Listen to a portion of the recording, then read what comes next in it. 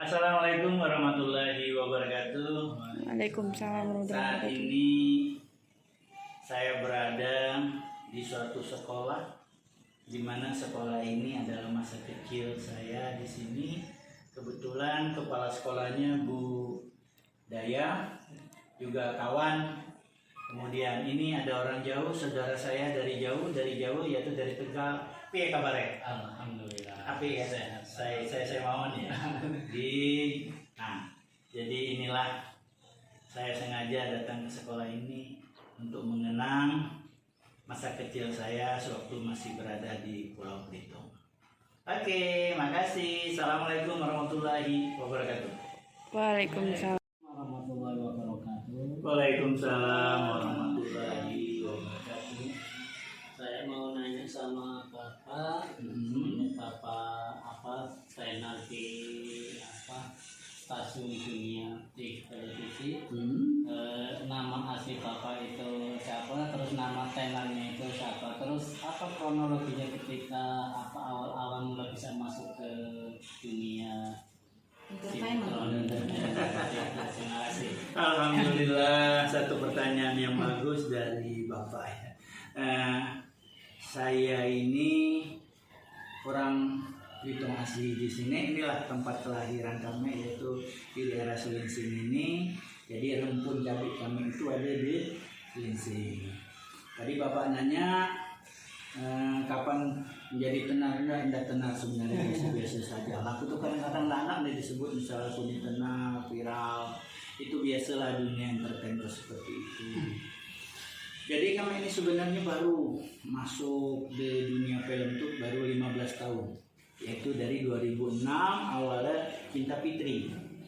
Nah, Cinta Fitri itu kan kita dulu sering nonton Cinta Fitri ya, ada tokoh antagonis yang itu bernama Misbah. Kita kesel kan deh kan, habis walaupun yang paling jahat tadi. Di situ aku masuk. Cinta Fitri itu ada 7 season. Jadi season 1 sampai season 7 itu insya Allah ada kami di dalamnya. Ya, siapa lagi nak bertanya? Adakah bakat tertentu setelah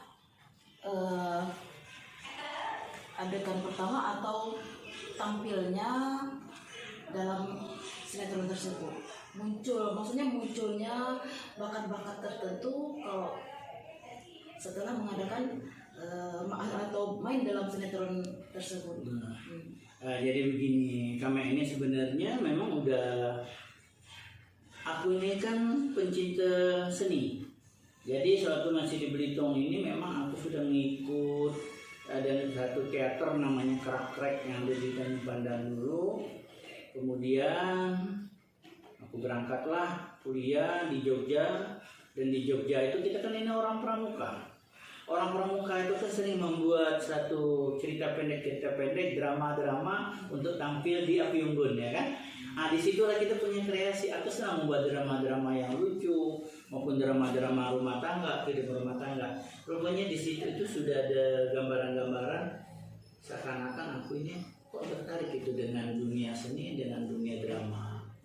Akhirnya tercapailah apa yang aku inginkan di dunia film pada 2006 tersebut. Bermainlah aku di film. Jadi bakat-bakat sebenarnya memang karena kita cinta dengan dunia seni. Jadi aku masih tahu juga karena kawan-kawan semua dan ibu-ibu ini bahwa kalau di dunia film itu sebenarnya kalau buat nyari duit jangan di dunia film. Dunia film itu yang paling kita berharga itu adalah kepuasan batin sewaktu karya-karya kita tampil di TV atau di mana ditonton orang banyak. Itu nilainya akan melebihi dari finansial yang diberikan kita. Nah, itulah dunia seni. Dunia seni itu kan kita tidak bisa dinilai. Mungkin si A nilainya sekian, Bapak nilainya sekian, Ibu nilainya sekian, tidak bisa. Tapi kepuasan di sini inilah yang akan memberikan satu nilai yang lebih tinggi dari apa yang kita inginkan. Saya sering melihat penampilan Bapak Dimas di suatu sinetron. Pelakunya itu seorang polisi. Nah, saya melihat tentang karakter Bapak itu seorang polisi yang sangat-sangat bijaksana. Nah dalam hal ini Pak Dimas itu kok skenario-nya itu begitu lancar, dialognya atau gimana. Nah saya itu jadi terkesan dan tertegun dengan dialognya Pak Dimas tersebut. Nah dalam hal ini apakah Pak Dimas itu mempelajari dengan benar skenario tersebut atau dari inspirasi sendiri? Begini, di dalam dunia film itu ada skenario yang sudah baku yang harus kita baca. Sebenarnya skenario itu bukan menghafal, tetapi kita pahami apa yang ada di skenario itu. Kalau kita menghafal, biasanya yang orang menghafal, anggota-anggota saya, baik polisi maupun dia menjadi peran apa, kalau menghafal hilang satu kata, hilang satu kalimat, bingung. Tetapi kalau kita pahami, nggak akan bingung. Dan kalau bermain, apapun bermainnya itu kita harus menggunakan rasa dan hati. Berperan kita harus dirasakan dan menggunakan hati biar nyampai ke pemirsa, ke penonton. Kalau aku bermain seorang polisi, saya ini bermain seorang polisi, saya rasakan bahwa saya ini benar-benar polisi. Sewaktu saya bertugas, saya akan berperan bagaimana tatapan saya terhadap mereka. Kalau saya itu misalnya itu adalah pelayanan, saya harus senyum. Bagaimana ibu-ibu, bapak. Tetapi sewaktu saya interogasi, kita akan menggunakan wajah yang beda. Jam berapa? Bapak mengetahui bahwa itu terjadi kasus itu. Aku nggak akan senyum, karena yang aku butuhkan ini adalah bentuk ketegasan. Nah ini jadi kita harus bisa bermain di sana. Di mana kita melihat kapan kita ini harusnya menggunakan lembut, kapan kita harus tegas. Nah, itu yang harus dirasakan. Jadi mainnya hati dan rasa, dirasakan sendiri. Maka sesuatu itu kita merasa dengarin suara Pak Dimas itu enak. Ya kan gitu kan. Kalian dengan polisi-polisi yang lain, aku sering ke anak-anak buah, ke anggota. Polisi itu tidak semuanya pukul rata sama. Kapan ibu datang? Ibu ada perlu apa ibu? Kan orang baru datang itu dari takut dia. Selamat pagi Pak. Ada yang bisa kami bantu? Senyum. Negara mana? Oh ya Pak, aku ini pengen melaporkan ini. Senang. Oh iya, tunggu sebentar ya. Layanan, namanya juga kan layanan. Ya layanan masyarakat, makanya kita ngayong masyarakat itu ya kita harus gunakan rasa dan hati. Sama kita datang polisi datang ke tempat orang meninggal dengan galak-galak, gunakan rasa dia lagi dapat musibah. Nah jadi ini di sini lah kita bisa bermain. Ayo ibu mungkin ada pertanyaan? Sebelum masuk yang Pak sinetron. Iya siap. Apa pekerjaan Bapak? Profesi saya itu Profesi guru. Jadi waktu itu saya itu dua profesi, guru dan pemain film. 2017 saya putuskan bahwa saya ngambil dunia film. Kenapa? Saya ini kan menjadi guru itu tegas dan galak, dan saya ini kepala sekolah dan wakil kepala sekolah, merangkap. Kenapa demikian? Karena sekolah, nah ini rumus nih Bapak dan Ibu guru. Sekolah itu akan bisa bagus apabila kurikulumnya bagus, kesiswaannya bagus. Kepala sekolah tinggal manage, ya kan? Tetapi kalau kesiswaannya sudah nggak bagus, anak nggak bisa diatur, gimana mau belajar baik? Kurikulumnya bagus, ya kan? Kesiswaannya bagus, kurikulumnya nggak bagus, ngatur jadwalnya nggak pinter, ya kan? Mau nggak mau pasti akan bentrok di situ. Nah jadi aku dulunya mundur 2017, kemudian Bapak dan Ibu guru juga merasakan bahwa adanya satu hal yang merubah sistem pendidikan kita. Nggak tahu ada unsur atau tidak. Kita lihat aja sendiri bahwa kita ngomong kasar dengan anak. Kalau anak menuntut balik ke kita, dia dikena pasal. Pasalnya itu 238, yaitu perbuatan tidak menyenangkan. Kita cubit, kena pasal 351, tindakan kekerasan. Kita lempar pakai kapur, pasal berlapis 352. Kenapa kita harus seperti itu? Sedangkan kita diajar orang ya.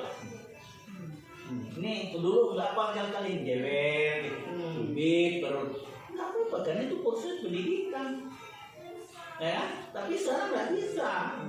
Ibu jangan coba-coba loh sekarang tindakan kekerasan, nyubit, mendelapor, karena ibu bermasalah. Ibu boleh 4 kapor, mending ngelaporan karena ibu pasal berlapis tuh. Ada hukuman kan? Apalagi di proses. Kalau kita dulu orang tua benar-benar nyerahkan kita ke guru, guru itu adalah orang yang nomor 2 setelah orang tua kita yang pertama di dunia pendidikan. Sekarang orang tua itu campur, anak itu bisikin amarah, maki-maki guru, gitu maki, kan tidak punya harga di hadapan mereka. Makanya aku putusan 2017 aku mulai dunia pendidikan. Murid waktu aku tinggalkan 340 mundur. Aku dulu aku yang masih ngajar itu, murid tidak masuk. Aku datang ke rumah, mana ada yang jadi di rumah. Kau cari Arman DPS, tangkap DPS, bawa ke sekolah. Tanyain perjanjian peserta saya sekali lagi mau dikeluarkan dari sekolah. Jadi orang takut, banyak takut, akhirnya sekolah di sini. Pakaian juga aku nggak ada istilah alasan tidak menggunakan seragam. Pak lagi dicuci, siapkan buku kamu pulang bawa cucian yang kotor lagi. Akal itu, bohong itu. Cucian yang dicuci itu kan pasti menggunakan sabun, akan ada bau sabun. Tapi kalau dia bohong, cucian dicelupin basah, bawa ke sekolah, nggak ada bau sabun, nggak ada. Kamu bohong. Ini cucian baru aja kamu celupin di air. Betul? Ya Pak. Jemur sama di belakang. Sediain dapat jemuran di belakang WC. Jadi mereka ada dapat berbohong. Nah itu tindakannya. Kenapa kita mengajarkan disiplin? Kalau dia udah disiplin, ngajarnya senang. Itu kunci keberhasilan suatu sekolah. Oke, ada lagi? Nanya ayah. Apa sebabnya Bapak keluar dari guru? Ya itu tadi, kenapa tidak suka dengan aturan-aturan yang melemahkan kebijaksanaan kita seorang guru. Kita tuh udah nggak ada wibawa loh sebenarnya. Kita tuh kebalik sekarang ini adalah orang tua murid yang menyetir kita. Orang tua murid yang menyetir kita. Kita tuh hanya menjadi ini aja lah, menjadi pembantu mereka aja untuk mencapai suatu proses pendidikan. Kalau kita benar-benar mendidik itu kan, kalau orang tua itu udah benar-benar mendidik, sewaktu berada di sekolah serahkanlah dengan kita semua. Apapun yang harus kita lakukan itu proses pendidikan baru. Menurut apa? Tugasnya selaku orang tua. Sekarang enggak, terlalu banyak campur tangan orang tua murid terhadap dunia pendidikan. Jadi pendidikan formal, informal yang ada di rumah, ya, pendidikan informal yang ada di rumah dikacaukan dengan pendidikan formal yang ada di sekolah. Itu. Jadi sekarang ini guru itu serba salah.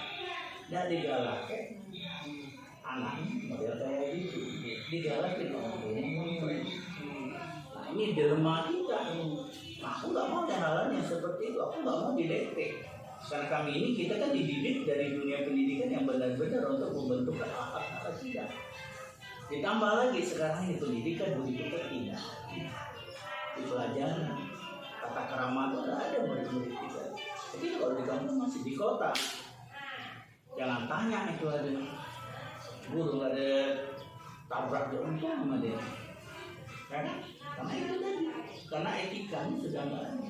Banyak faktor yang menyebabkan kenapa anak-anak kita sekarang tidak punya etika. Jangan salahkan semua yang memang faktor dunia informasi, dunia teknologi yang tanpa batas ini yang menyebabkan kita seorang pendidik lemah. Oke? Ya, Oke. Terima kasih Nela, saat saya bersama Ibu Kepala Sekolah dan rekan-rekan guru mempertanyakan gimana tentang saya di dunia film, dan saya ini adalah seorang pendidik juga. Akhirnya saya juga menjelaskan itulah dunia pendidikan. Tapi Bapak dan Ibu jangan sedih, harus tetap semangat. Wassalamualaikum warahmatullahi wabarakatuh. Waalaikumsalam warahmatullahi wabarakatuh.